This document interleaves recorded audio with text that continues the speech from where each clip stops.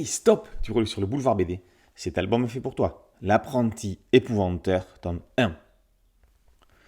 Thomas Ward est l'élève de maître Grégory. Ce dernier est un épouvanteur. Il va apprendre à son disciple à lutter contre fantômes, sorcières et autres créatures maléfiques. Aujourd'hui, maître Grégory le teste.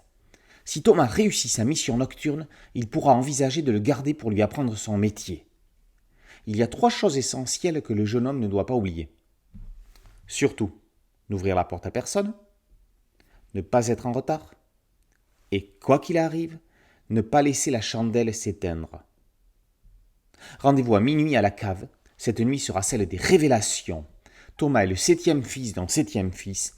Il a été confié à maître Grégory par sa mère, lui promettant le meilleur apprenti qu'il ait jamais eu et le dernier. L'apprentissage ne va pas être de tout repos, ni pour l'élève ni pour le mentor. Alors que le professeur s'absente pour quelques jours, l'adolescent est tenté par Alice, la nièce de Lizzie l'osseuse. Celle-ci convainc Thomas de nourrir la vieille mère Malkin, sorcière enterrée vivante par Grégory, enfermée au fond d'un puits. Trahissant son maître, troublé par la beauté et le sourire d'Alice, l'apprenti va commettre l'irréparable. Il va falloir du courage et de la cohésion pour lutter contre le réveil de la sorcière Malkin. Après avoir adapté en BD la série Les Dragons de Nassara, Pierre Hortel s'attaque au best-seller L'apprenti épouvanteur en faisant une vraie bande dessinée, se concentrant sur l'histoire, évitant de s'attacher de trop près au style littéraire, usant le moins possible de cartouches. 19 tomes, 2 hors-série et un film, Le 7e fils, sorti en 2013, la saga de l'auteur britannique Joseph Delaney a démarré en 2004.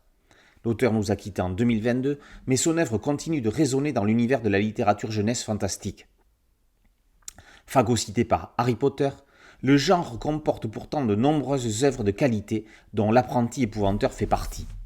Son adaptation en bande dessinée lui offre à juste titre un nouvel éclairage. Au dessin, Benjamin Bachelier adopte un trait peinture expressionniste.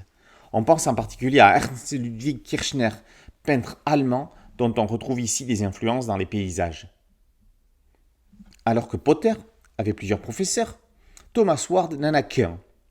Alors que le sorcier de Rowling étudie dans un château, celui de Delaney fait son apprentissage dans la maison de son maître.